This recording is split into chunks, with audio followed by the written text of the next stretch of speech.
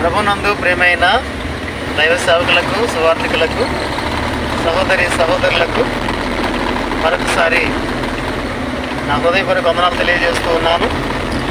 మీరు ప్రార్థించిన రీతిగా, మేము ఆశించిన రీతిగా ఫిబ్రవరి మాసం చివరి బుధవారం మళ్ళా మేము సువార్తకు వెళ్ళడం జరుగుతుంది. కారులో ఉన్నాం. దైవ సేవకులు డ్రైవింగ్ చేస్తున్నారు. రాజేశ్వరి గారు సార్ ప్రైజ్ రెడీ చెప్పండి.